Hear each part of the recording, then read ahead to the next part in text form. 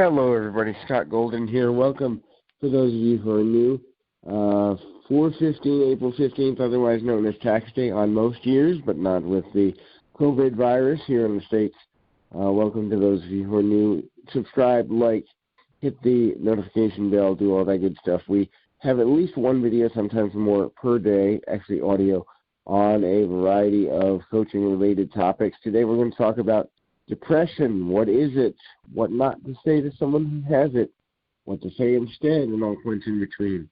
Depression is, at the core, an emotional challenge or disorder at which a person is constantly geared toward the negative. Now, there is a great deal of debate within the scientific community whether this is caused by situational circumstances, chemical imbalance, and or traumatic experience. The truth is, the most common likelihood is that it's caused by a little bit of all three.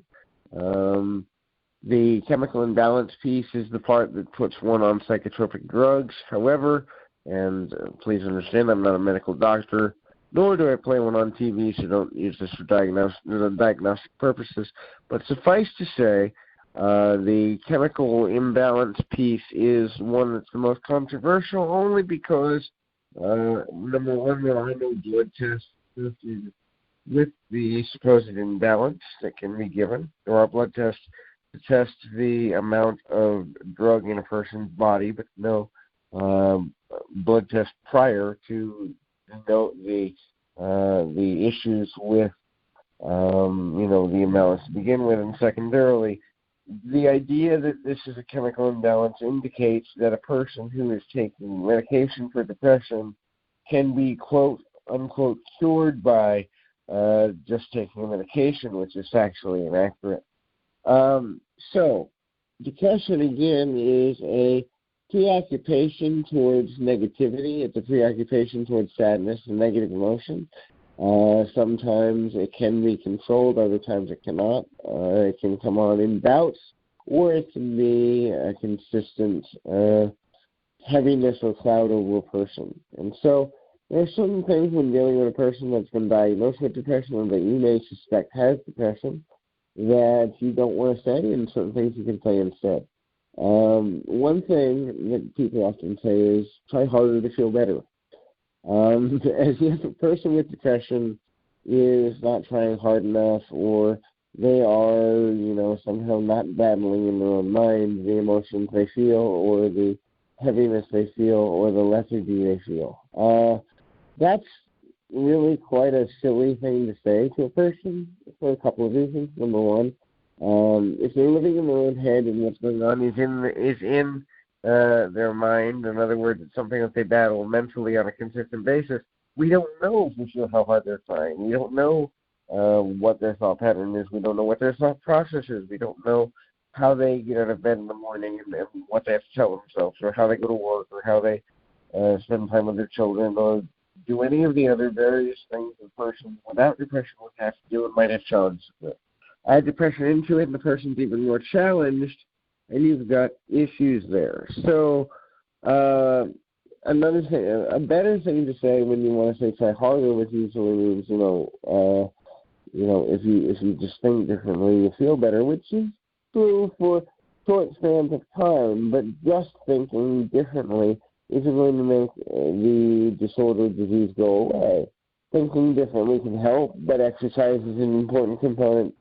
Diet is an important component. Sometimes talk therapy or coaching can be an important component. There's multifaceted ways that a person must journey in order to deal with depression. Also, having an outlet for the negative emotions is essential to the recovery process.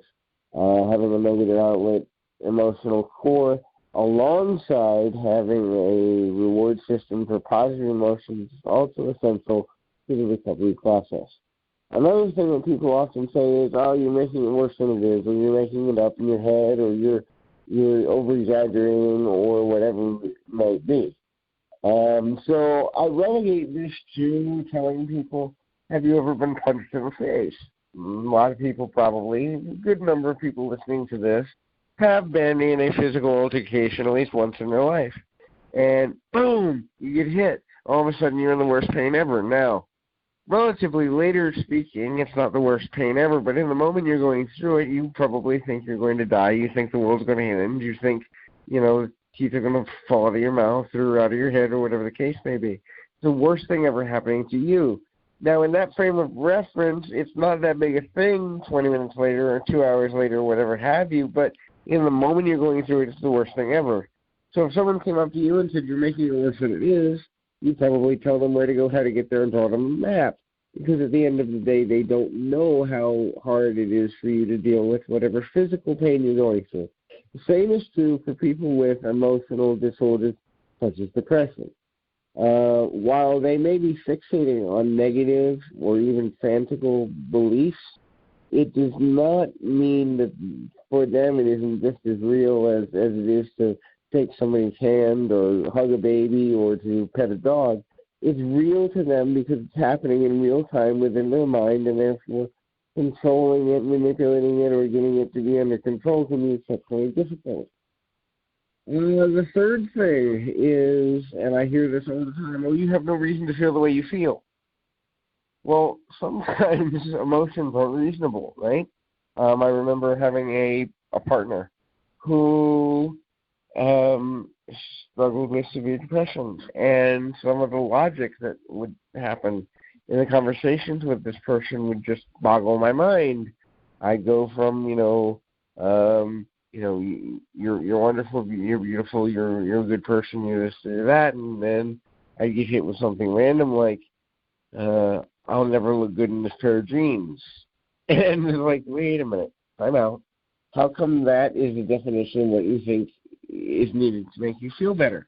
And there's a different rationalization inside the mind of a person who is going through depression that we on the outside cannot understand, because the things connecting in the brain, the neural synapses in the brain, are connecting differently than they would for a rational or logical person, because they're connecting to the emotional center and the emotional core. Sometimes even the trauma core, that part of the brain that deals with traumatic experiences and traumatic memories and all that. And so when a person's going through something where they're connecting emotionally or connecting to trauma core, they're not thinking logically. They're not able to take a step back outside of their emotions and realize how they may be coming across to others. And that can be dangerous because those on the outside not living in their head and not passing judgments on their behavior as if they have control. Another one that is that's very common, and I saw this all the time growing up. I had a parent who was clinically depressed, who refused traditional treatment and refused alternative treatment. And a lot of people would say to this person that, "Oh, you can't have depression. I don't see it in you. You're so strong. You're so together. You're so this. You're so that." Now, a couple of things. Number one, our society still, all these years later, has not graduated to a place where people can feel the comfort with showing their emotions fully.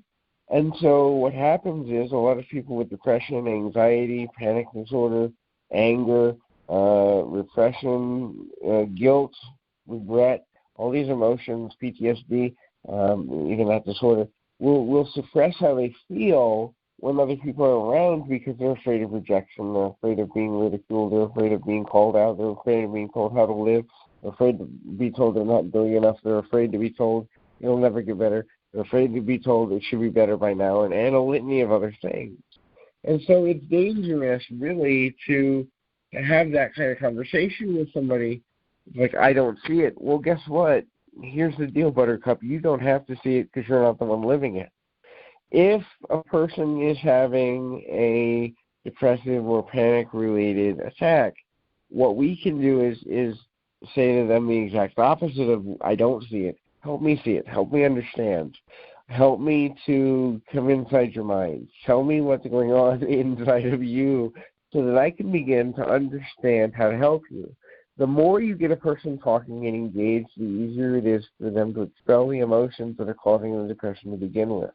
The changing of the core brain and the synaptic function begins with a refocusing. And so as a person talks, it's going to be natural that they refocus their brain. They may go backwards and go back into the trauma for a minute. They may go forwards and jump into happiness. They may do refocusing. They may do isolation. There's a whole bunch of things a person can do, but if they're talking about what's going on in relation to what's in their head, there's more of a chance they will change it than if they stay silent. The other thing that I'll close today with is this phrase, I understand. And when I hear that, when it comes to any mental and emotional imbalance or illness or frustration point, I really want to punch this person in the head. And the reason I say that, and not literally, it's a figure of speech, but I really do get very angry when I hear people say this. How can you understand what's going on inside another person's head? You might be able to relate to what they're saying, but you cannot possibly understand because you're not going through the trauma they're going through and the way they're going through it. You're not going through how their body's responding to it. You're not going through the causal loop of emotions that the person's going through on the inside. You're not going through what it may be to be on certain medications that are causing their moods to change or who they are to change.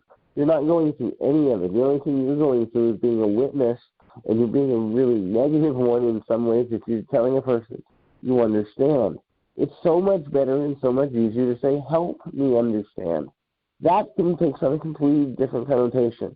That gives the power back to the person suffering with the illness and allows them to tell what they do or don't want to tell in pieces where it's comfortable for them to speak openly. When you say, tell me, what you're saying to them is, I value your experience. I'm not having it. I want to learn. I want to grow with you. I want to help you. I want to serve you. So the more open-ended you leave a conversation like that, the easier it is for the person with the disorder to eventually open up. And I've seen, and it's really sad, because I've seen mental health professionals, I've seen nurses, I've seen CNAs, I've seen doctors who completely are botching how to handle a person that struggles with depressive disorder. I've seen, and I can say this, I've seen a mental health professional tell a person, oh, it'll get better if you just do this, that. That's horrible because, and let me explain why. In the case of the person talking about, she was told to do the following three things and she'd be better, almost like it was a guarantee or magic pill. And so she went and did exactly what she was told. And she felt no differently. And 3 days later, she went back to the psychologist and said, what gives? I do exactly what you told me to do, exactly what you told me to do, and I feel no better. And this Nimrod's response, and you have to understand, I completely respect those who are in the mental health field. I respect anybody who's dedicated their life to being a first responder or dedicated their life to bringing health and wellness to people. However, every once in a while, you want to trust a person with the people who are completely enough to put out in this person was. Because you look at it and say, well, you must not be trying hard. And this person has gone to school for, several years, multiple degrees, a whole lot.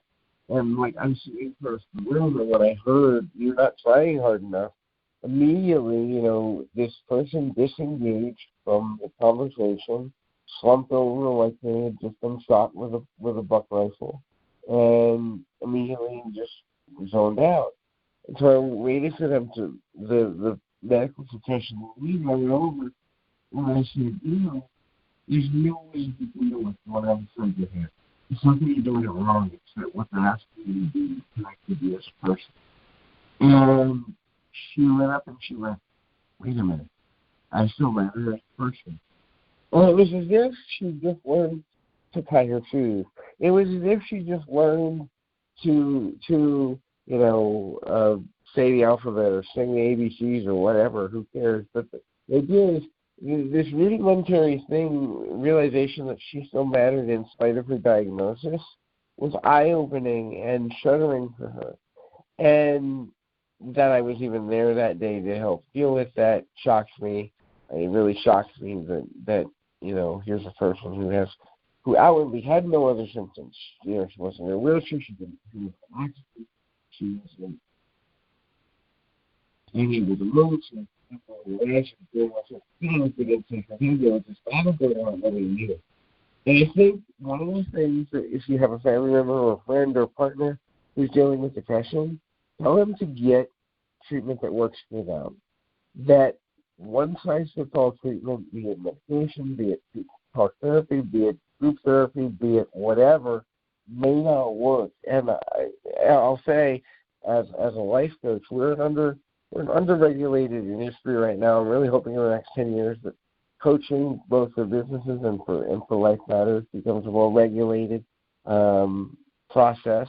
And that regulation could even be just a national test for coaches to verify that they have training in emotional instability and all these other things, and how to get a person's mind going in a positive direction and all these things. But suffice to say, the number of coaches, the number of counselors, the number of therapists who have no idea how to properly deal with a person's depression. I say this because I've lived with, throughout my life, at least half a dozen people over my nearly 40 years who've had different causes of depression, different levels of depression, different function levels, and I've been charged either I took it upon myself, or it was part of a role that I had to play for survival, or in some cases I was asked to take it on because I knew what I did for a living. And I've always, in every case, been able to help a person come out of their shell and deal with their depression and at least move their emotions a little bit, maybe not as far as they need to, within a deep dive immersion with folks. So it's really interesting, but one of the biggest things that I have to do is to sit there and say, you understand. You self-righteous, sanctimonious SOB. You don't understand because you're not in the person's head. You can learn to understand based on what they're telling you and piecing things together. You can learn to understand by having conversations. But the platitude that I understand when someone's expressing their pain and their displeasure is one of the most arrogant things a person can possibly do. Now, unfortunately, it's also a linguistic tendency or a linguistic fallback, right? Like if somebody says, I really think it's cold outside, you go, well, I understand that, or I think that so-and-so needs to do ABC. Well, I understand that. And we fall back on it as a pattern response in our society just to feel connected sometimes. But when you're dealing with somebody that has an illness, you have to be much more deliberate. And one of my goals as I grow my channel and as I grow as a professional over the next few years, hospital nursing facility to hopefully being a multimillionaire, is to give people that have emotional disorders or challenges opportunities. First coaching, but then at employment opportunities when I'm running big enough companies to do it. Because I want there to be a difference in society wherein more disabled people belong integrated, more disabled people belong in their own homes and getting off of government assistance and doing. Now, to be fair, if you need that or you believe you need that, I'm not saying quit it tomorrow. What I'm saying to you is the ADA and other disability measures has done very little to help those with emotional disorders and mood disorders to reintegrate into society in a meaningful way. The Office for Voc Rehab, almost every state is overrun with claims. There's very little guaranteed psychological support for people that have these disorders and one has to stay in poverty to remain eligible for free services. I mean, there's so many gaps and holes in the system, and that's why I'm so passionate about the work that I do, because I understand why people are the way they are, one, and secondarily, I can present an alternative method for recovery for lots of folks. In any event, I encourage you, if you're struggling with emotions today or if you just need someone to talk to, we are running our reconnection special. That is, anyone who comes through YouTube for their first session, $50 for that session, and we will hold you at that rate for the duration of the relationship, because we believe in helping people in this difficult times. In any event, I keep you in mind with all that I do. Keep your feet on the ground, your mind in the moment. Until next time, everybody.